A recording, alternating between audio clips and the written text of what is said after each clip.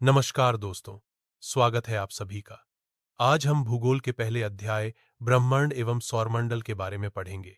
यह अध्याय हमें ब्रह्मांड की उत्पत्ति, संरचना और हमारे सौरमंडल की विशेषताओं को समझने में मदद करेगा। तो आइए, बिना देर किए वीडियो की शुरुआत करते हैं। ब्रह्मांड एवं सौरमंडल, the universe and the solar system. ब्रह्मांड, द यूनिवर्स। ब्रह्मांड आकार में इतना बड़ा है जिसकी कल्पना नहीं की जा सकती है। ब्रह्मांड में सूक्ष्म कणों से लेकर बड़ी से बड़ी मंदाकिनियां सम्मिलित हैं। किसी को पता नहीं है कि ब्रह्मांड का आकार कितना बड़ा है, परंतु खगोल विद्वानों के अनुसार ब्रह्मांड में 100 अरब 100 बिलियन मंदाकिनियां हैं और प्रत्येक मंदाकिनी में औसतन 100 अरब सितारे स्टार्स है। विकासवादी सिद्धांत के अनुसार ब्रह्मांड में मंदाकिनियों का वितरण प्रत्येक दिशा में लगभग समान दूरी पर है।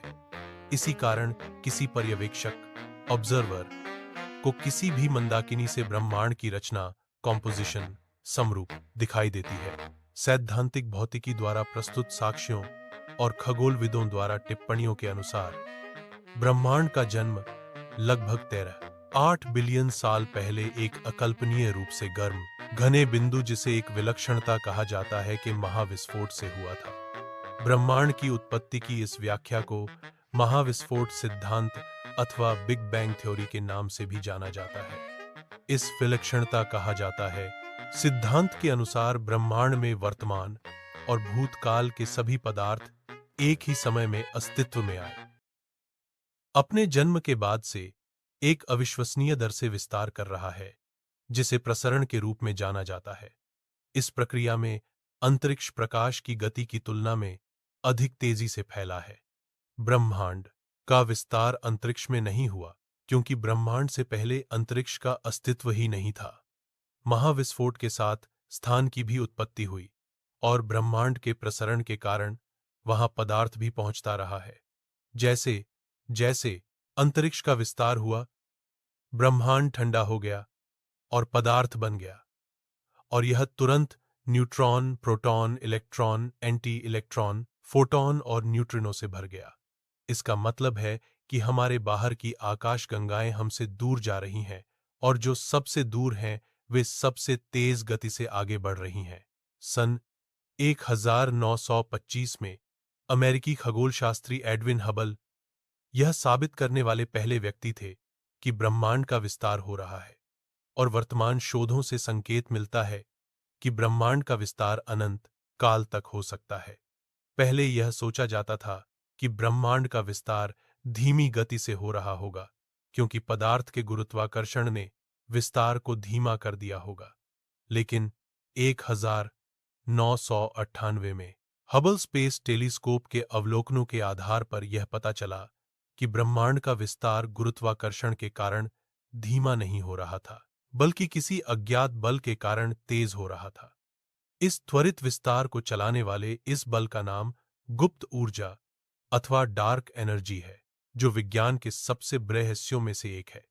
हमारे ब्रह्मांड में असंख्य खगोलीय पिंड मौजूद हैं, जैसे ग्रह प्रणाली, तारा समूह, निहारिका और आकाशगंगा, साथ ही साथ खगोलीय पिंड जैसे क्षुद्र ग्रह, चंद्रमा, ग्रह आदि। आकाशगंगाएं, गैलेक्सीज, सितारों के एक विशाल समूह को मंदाकिनी कहते हैं। सबसे छोटी मंदाकिनी में भी लगभग 1 लाख सितारे होते हैं, परंतु सबसे बड़ी मंदाकिनी में लगभग 3000 अरब सितारे होते हैं। एक ब्रह्मांड की रचना में मंदाकिनियां बिल्डिंग ब्लॉक का स्थान रखती हैं, अर्थात ब्रह्मांड की रचना मंदाकिनियों से होती है। 2. ब्रह्मांड में अरबों आकाशगंगाएं हैं। वे आकृति और माप में भिन्न होती हैं। बौनी आकाशगंगाएं वह होती हैं जिनमें कम से कम 100 मिलियन तारे होते हैं, और विशाल आकाशगंगाओं में 1 ट्रिलियन से अधिक तारे होते हैं। आकाशगंगाओं की 2 मौलिक प्रकारों की पहचान की गई है: ई नियमित आकाशगंगाएं और ई अनियमित आकाशगंगाएं। नियमित आकाशगंगाओं को उनके नियमित आकार से पहचाना जाता है, जो डिस्क के आकार का, अंडाकार, सर्पिल और मसूरार लैटिकुलर हो सकता है। अनियमित आकाशगंगाओं में किसी विशिष्ट आकार का अभाव होता है और वे हबल अनुक्रम के किसी भी नियमित वर्ग में नहीं आती हैं।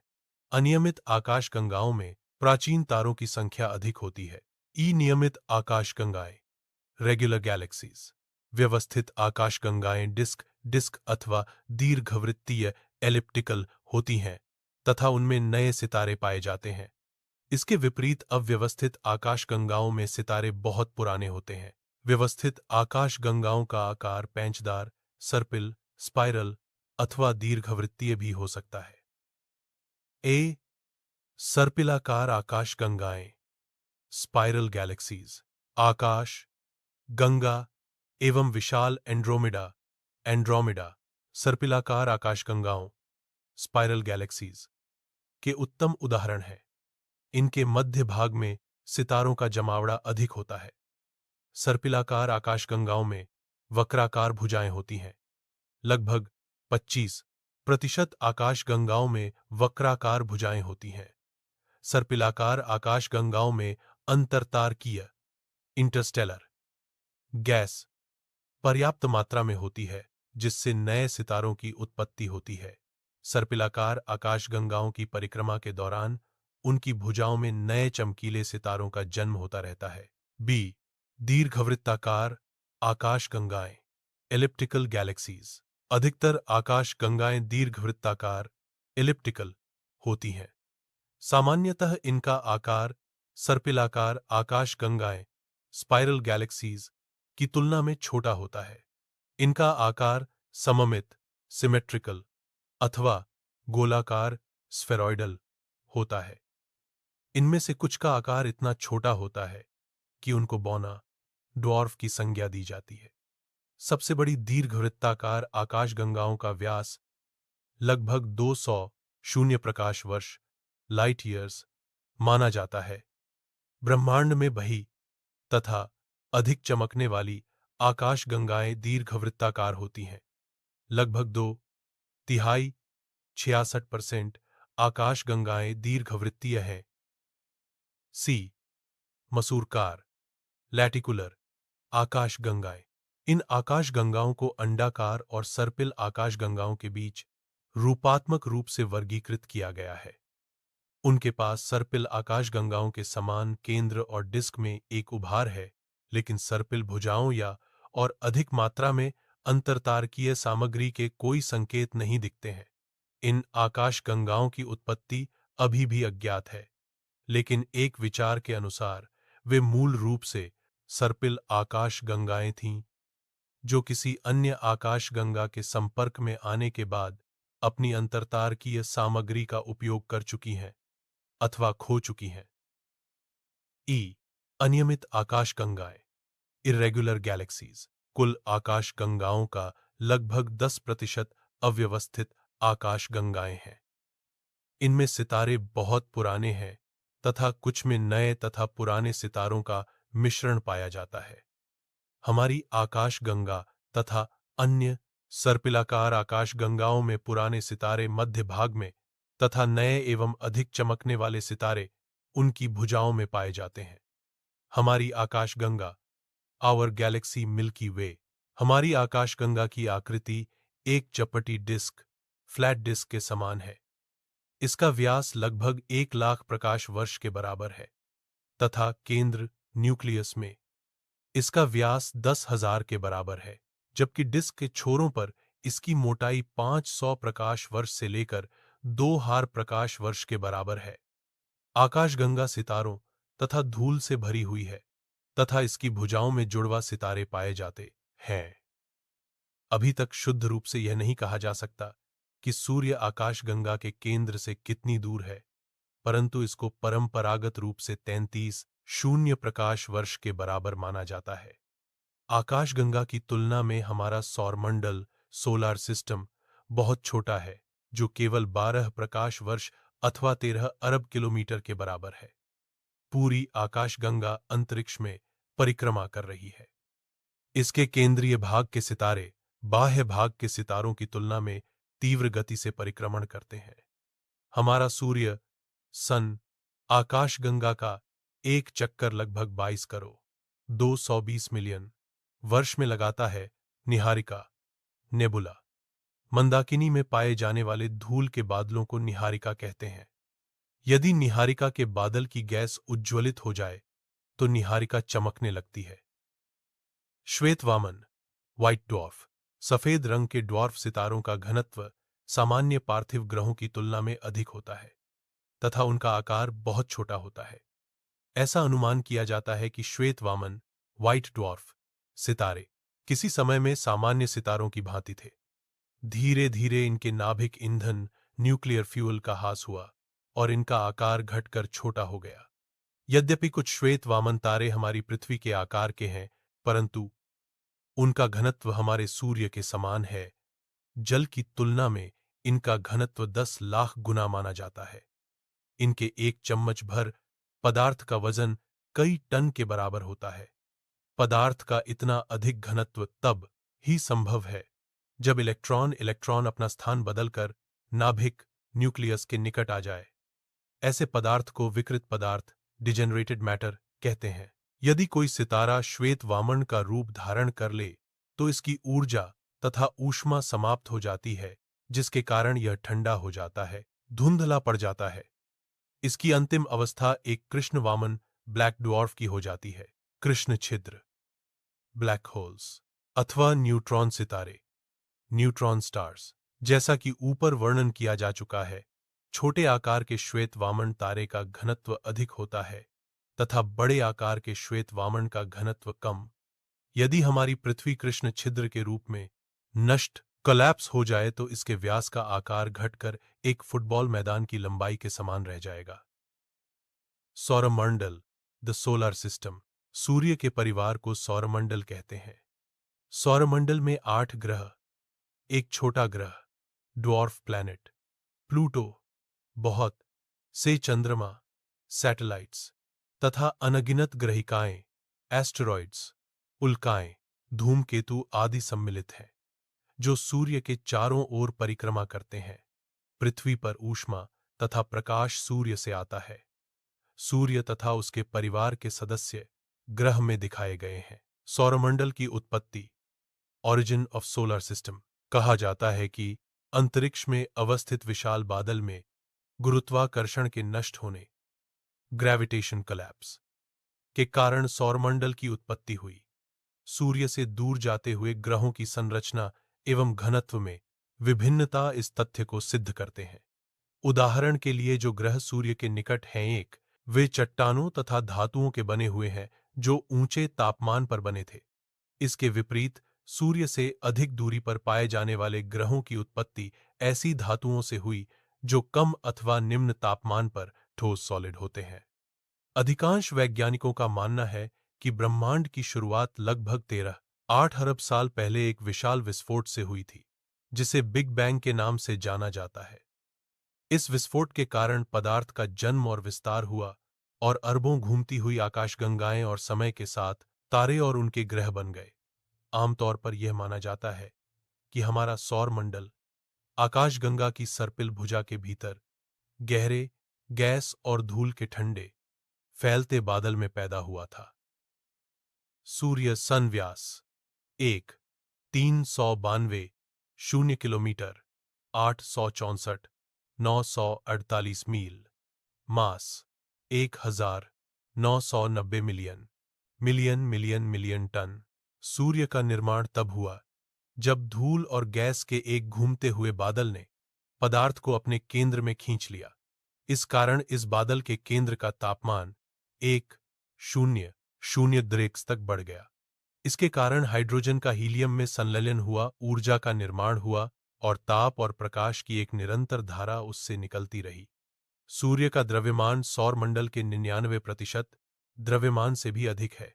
सूर्य के द्रव्यमान में हाइड्रोजन 71%, हीलियम 27.1%, ऑक्सीजन 0.97%, कार्बन 0.4% और अन्य तत्वों की एक छोटी मात्रा होती है।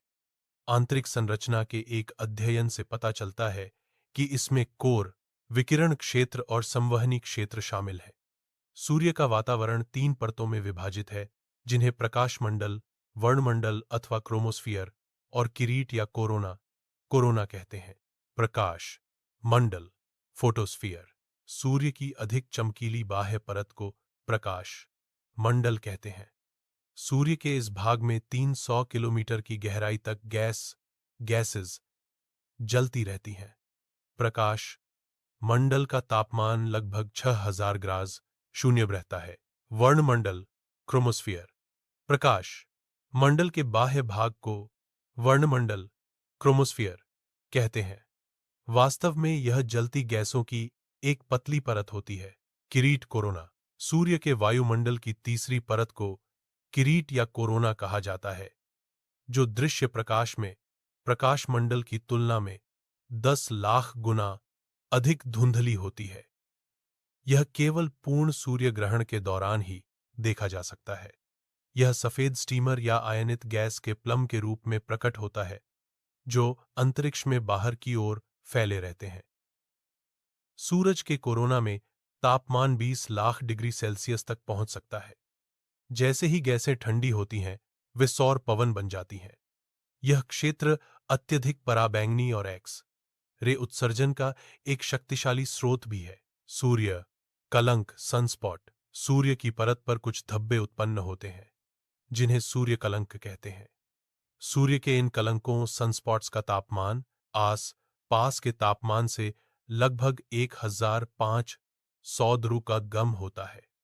सूर्य कलंक की औसत आयु कुछ दिनों से लेकर कुछ महीनों तक होती है। प्रत्येक सूर्य कलंक के मध्य भाग को प्रच्छाया उम्ब्रा कहते हैं और प्रकाशित भाग को उपच्छाया पेनुम्ब्रा कहते हैं। एक सूर्य कलंकों की चक्र 11 वर्ष का होता है। एक सूर्य कलंकों की चक्र में सूर्य कलंकों की संख्या घटती बढ़ती रहती है। कहा जाता है कि जब सूर्य कलंक उत्पन्न नहीं होते, तब सूर्य का तापमान लगभग 1 से कम रहता है। सूर्य कलंकों की कम अथवा अधिक संख्या का पृथ्वी की जलवायु पर प्रभाव पड़ता है। ग्रह प्लैनेट ग्रह एक ऐसे खगोलीय पिंड सेलेस्टियल बॉडी है जो सूर्य के चारों ओर परिक्रमा करते हैं। ग्रह के पास अपना प्रकाश एवं ऊष्मा नहीं होती। हमारी पृथ्वी भी एक ग्रह है जो सूर्य से प्रकाश एवं ऊष्मा लेती है और उसके चारों ओर परिक्रमा करती है। ग्रहों को निम्न 2 वर्गों में विभाजित किया जाता है। आंतरिक ग्रह बुध, मरक्यूरी, शुक्र, वीनस, पृथ्वी, अर्थ तथा मंगल, मार्स। बाह्य ग्रह Brihaspati, Jupiter, Shani, satin, Arun, Uranus तथा वरुण, नेपट्यून। विभिन्न ग्रहों के मुख्य तथ्य निम्न प्रकार हैं। आंतरिक ग्रह बुध, मरक्यूरी वाणिज्य एवं निपुणता का ग्रह। व्यास 4878 किलोमीटर 3031 मील। राशि मास 330 मिलियन टन एक। तापमान न्यूनतम 173 ग्रास, अधिकतम 427 2 सूर्य से दूरी 58 मिलियन किलोमीटर 36 मिलियन मील 3 दिन की अवधि 58 पृथ्वी दिनों के बराबर 4 वर्ष। पृथ्वी के 97 दिनों के बराबर 5 ऊपरी सतह का घनत्व 1 किग्रा। एकल शून्य 38 किग्रा। 6 बुध ग्रह चंद्रमा के समान है, जिस पर बहुत से 7 प्रसुप्त ज्वालामुखी और उनके क्रेटर पाए जाते हैं। शुक्र वीनस को पृथ्वी का जुड़वां ग्रह भी माना जाता है, परंतु दोनों ग्रहों में बहुत सी असमानताएं हैं। उदाहरण के लिए शुक्र ग्रह पर ऊंचे पठार, अनेक ज्वालामुखी, वलनदार पर्वतमालाएं तथा समतल लावे के मैदान हैं। शुक्र ग्रह कार्बन डाई ऑक्साइड तथा सल्फर ऑक्साइड, सल्फ्यूरिक ऑक्साइड युक्त वायुमंडल से लिपटा हुआ है।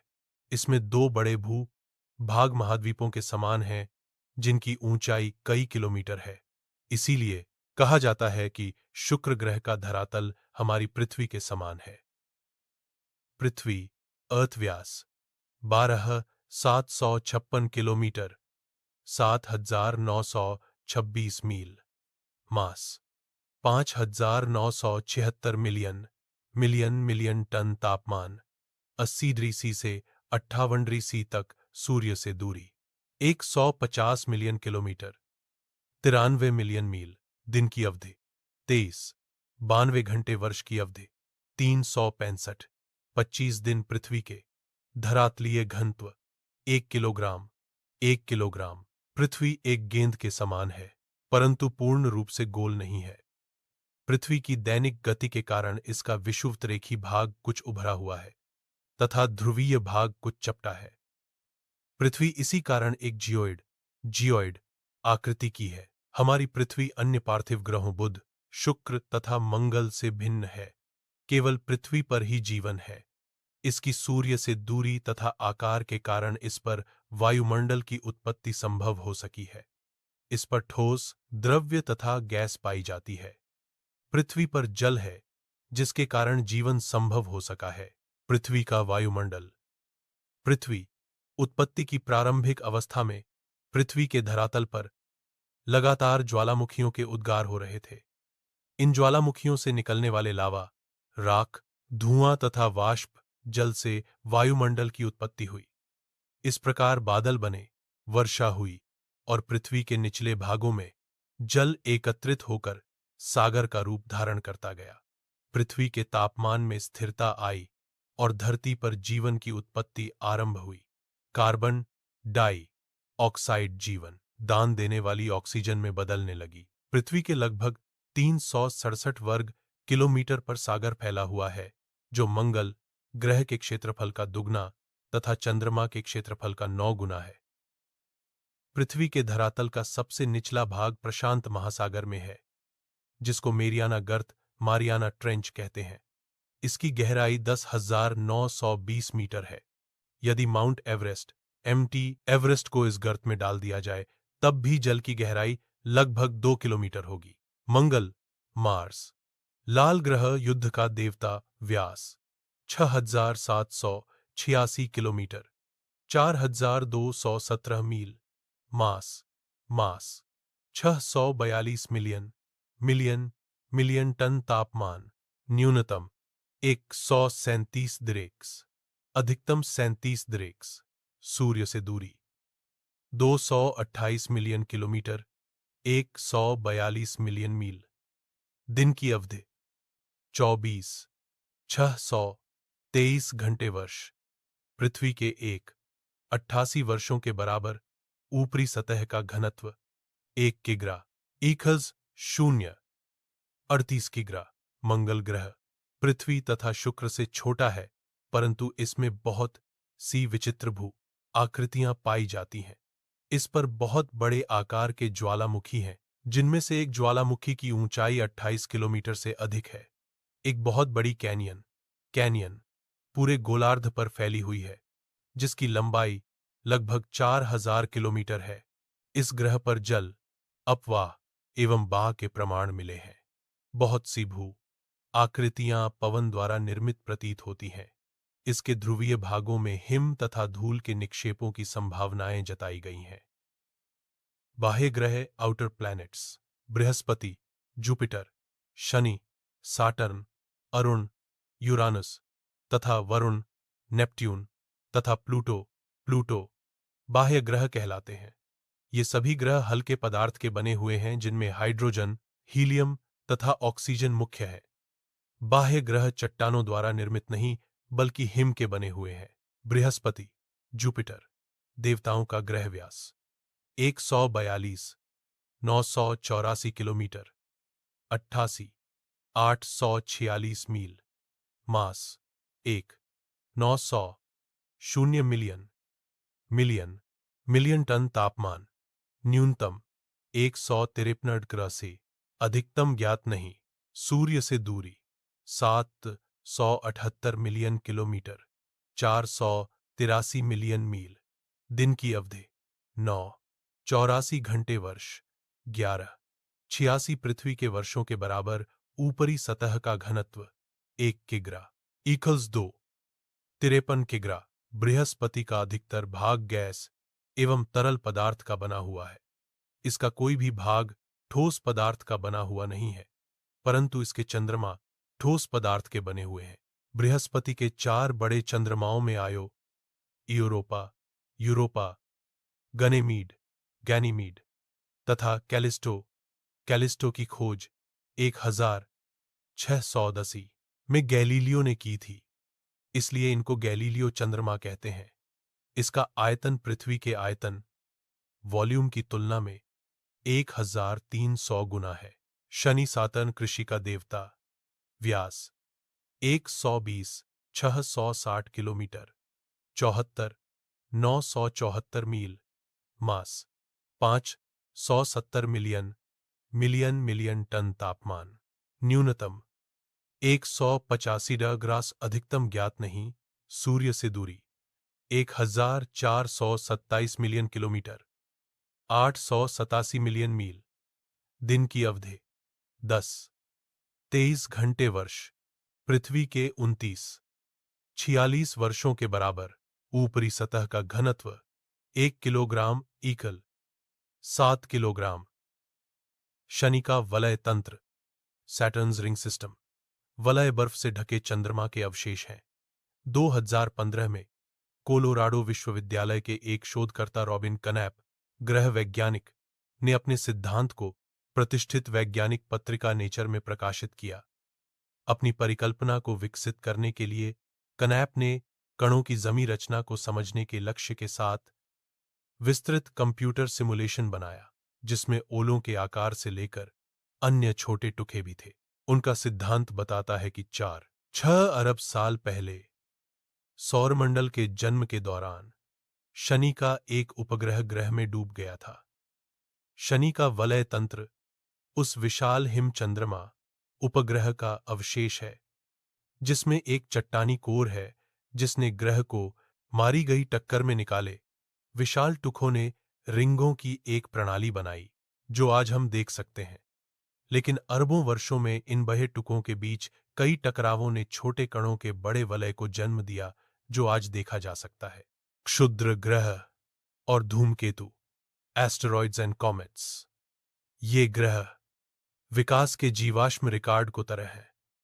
वर्तमान में 829, 337 ज्ञात क्षुद्र ग्रह और 3591 ज्ञात धूमकेतु हैं। यूरेनस, अरुण, यूरानस, हरित ग्रह अथवा स्वर्ग का देवता।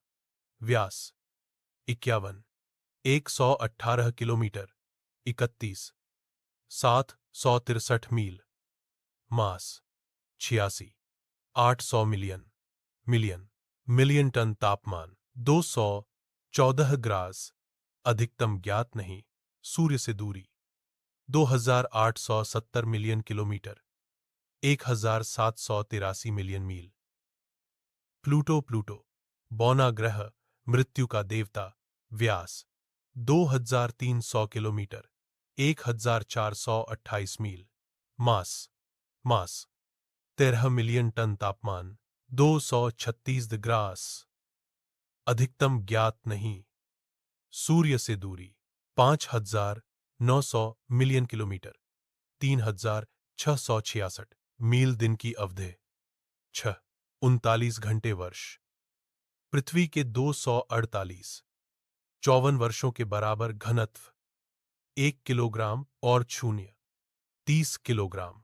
24 अगस्त 2006 को अंतर्राष्ट्रीय खगोल संघ, इंटरनेशनल एस्ट्रोनॉमी यूनियन (IAU) के प्राग सम्मेलन में वैज्ञानिकों ने इसके ग्रह का दर्जा समाप्त कर इसे बौने ग्रह की श्रेणी में रखा गया है। ग्रहिका, एस्टेरॉयड। सूर्य के चारों ओर छोटी छोटी ग्रहिकाएं मंगल एवं बृहस्पति ग्रहों के मध्य परिक्रमा करती रहती हैं, जिनको एस्ट्रॉयड कहते हैं। कभी कभी यह ग्रहिकाएं टूटकर पृथ्वी के वायुमंडल में प्रवेश कर जाती हैं और पृथ्वी पर आ गिरती हैं। धूमकेतु, पुच्छल तारा, कॉमेट्स सौरमंडल में पुच्छल तारे आश्चर्यजनक खगोलीय पिंड माने जाते हैं। जमी, फ्रोजन हुई गैसों से बने धूमकेतुओं फिग 1-7 orientation.com की तुलना बर्फ की गेंद से की जाती है। बहुत से धूमकेतु दीर्घ मार्ग एलोंगेटेड ऑर्बिट में परिक्रमा करते हैं, धूमकेतु जब शनि की कक्षा ऑर्बिट में प्रवेश करते हैं तब यह नजर आने लगते हैं।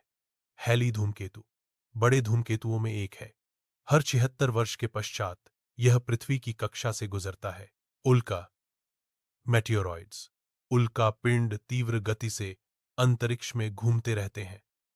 उल्का पिंड जब पृथ्वी के वायुमंडल में प्रवेश करते हैं तो घर्षण के कारण वह जलकर चमकने लगते हैं। जलने के पश्चात यह राख में बदलकर धरती पर बिखर जाते हैं। सामान्यतः इनको शूटिंग स्टार कहते हैं। उल्का पिंड मीटियोराइट अंतरिक्ष से कोई भी वस्तु पृथ्वी के धरातल पर गिरती है तो उल्का पिंड मीटियोराइट कहलाती है। ये उल्का पिंड चट्टानों के टुकड़े, राख, निकेल, लोहे आदि के बने होते हैं। विश्व में उल्का पिंड के गिरने से अरिजोना राज्य में एक बहुत बड़ा क्रेटर बन गया था। कहा जाता है कि 1300 मीटर गहरा यह क्रेटर लगभग 10,000 वर्ष पूर्व बना था। चंद्रमा विभिन्न अंतरिक्ष अभियानों तथा खोज कार्यों के पश्चात चंद्रमा के बारे में बहुत सी जानकारी प्राप्त हुई है। चंद्रमा पृथ्वी का उपग्रह है जिसका व्यास डियामीटर 3,470 किलोमीटर है। चंद्रमा पर करोड़ों ज्वालामुखी क्रेटर हैं जो आकार में छोटे गड्ढे पिच से लेकर सैकड़ों किलोमीटर व्यास के हैं। चंद्रमा पृथ्वी की तुलना में मंद गति से अपनी धुरी पर घूमता है। इसको अपनी धुरी पर एक चक्कर लगाने में लगभग 27 दिन लगते हैं। चूंकि चंद्रमा को पृथ्वी के चारों ओर चक्कर लगाने में भी लगभग इतना ही समय लगता है, इसलिए चंद्रमा का एक भाग सेम फेस ही पृथ्वी से नजर आता है। एक पूर्ण चंद्रमा से दूसरे पूर्ण चंद्रमा के बीच 29.5 दिन का समय लगता है। एक महीने के अलग अलग दिनों में चंद्रमा की आकृति भी भिन्न भिन्न दिखाई देती है, जिसका मुख्य कारण चंद्रमा तथा पृथ्वी का पारस्परिक बदलता स्थान है। चंद्रमा के इन बदलते स्वरूपों को चंद्रकलाएं कहते हैं। द्रव्यमानः 0.73 द्रव्यमान 10 किग्रा, व्यासः 3,475 किमी, घनत्वः 3,340 किग्रा, मी, गुरुत्वः 6 मी से। मौसम सीजन्स पृथ्वी अपनी धुरी एक्सिस पर 239 कोण पर झुकी हुई है। जून के महीने में जब उत्तरी गोलार्ध सूर्य के सामने होता है तो सूर्य की किरणें कर्क रेखा पर लंबवत पड़ती हैं। इसलिए उत्तरी गोलार्ध में गर्मी का मौसम होता है तथा दक्षिणी गोलार्ध में सर्दी का मौसम। 6 महीने के पश्चात दिसंबर में सूर्य की किरणें मकर रेखा पर लंबवत पड़ती हैं।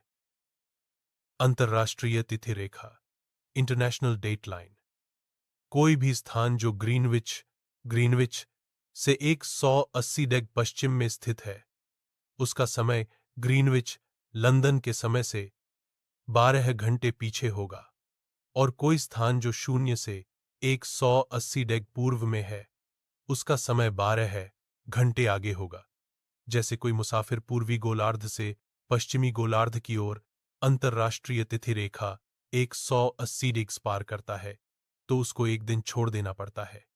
इसके विपरीत यदि कोई मुसाफिर पश्चिमी गोलार्ध से पूर्व गोलार्ध की ओर अंतर्राष्ट्रीय तिथि रेखा 180 को पार करता है तो उसको एक दिन बढ़ाना पड़ता है।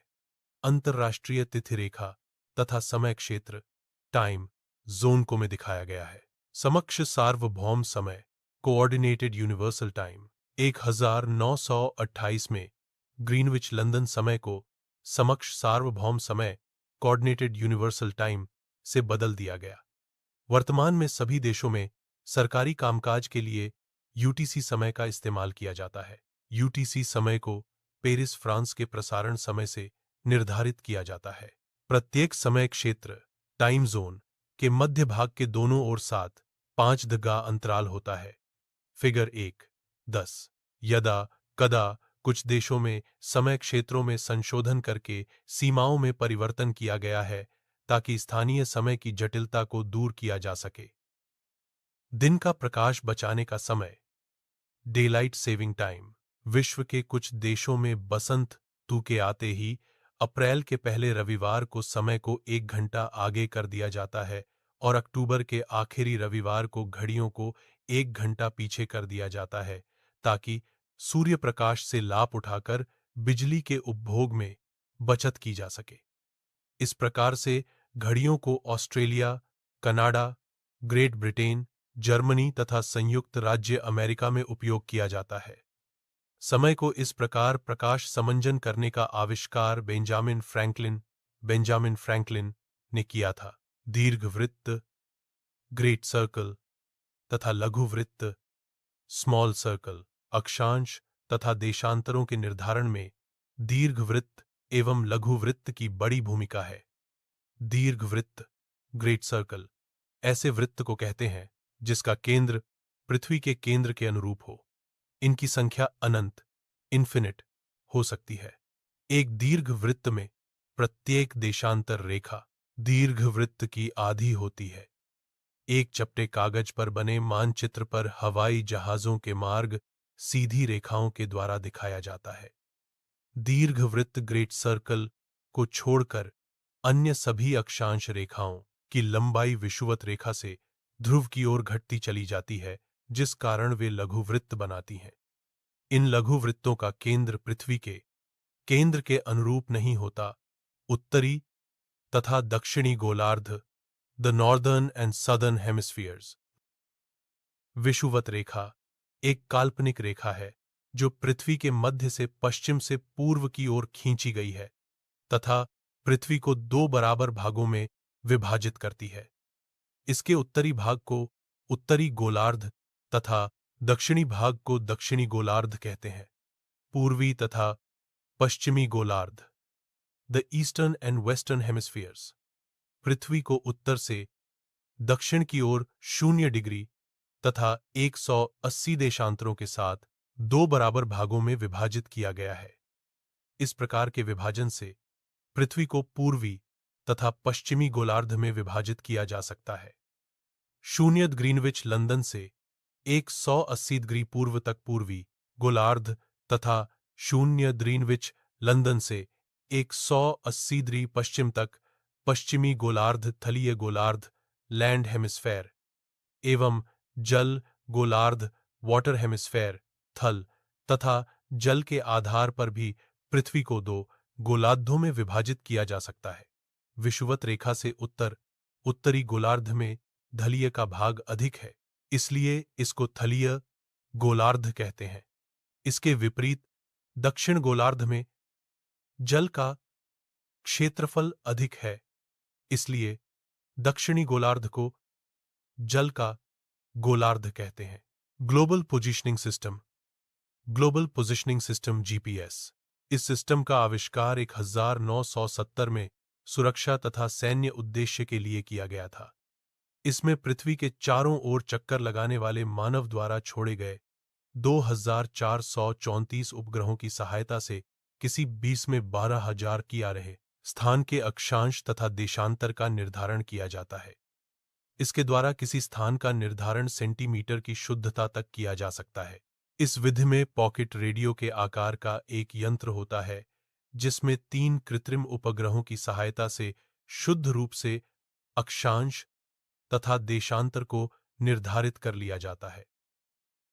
आजकल इस यंत्र का उपयोग जहाजरानी, भूमि सर्वेक्षण, राजमार्गों, खनन, संसाधनों के मानचित्र तैयार करने तथा पर्यावरण से संबंधित परियोजना तैयार करने में होता है।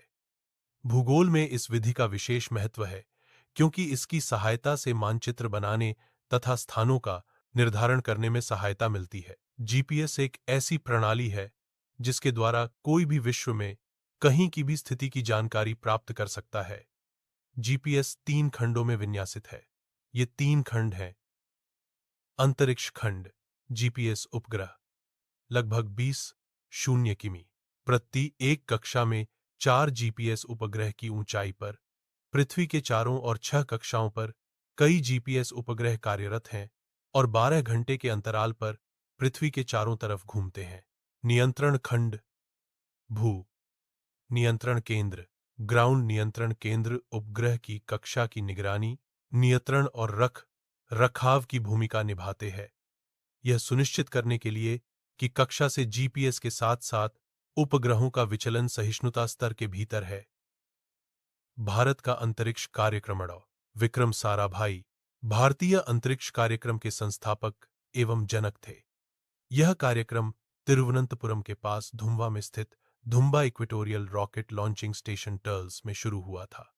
डॉ साराभाई और डॉ कालपति रामकृष्ण रामनाथन के नेतृत्व में परमाणु ऊर्जा विभाग ने 1962 में इनकॉस्पार अंतरिक्ष अनुसंधान के लिए भारतीय राष्ट्रीय समिति का गठन किया।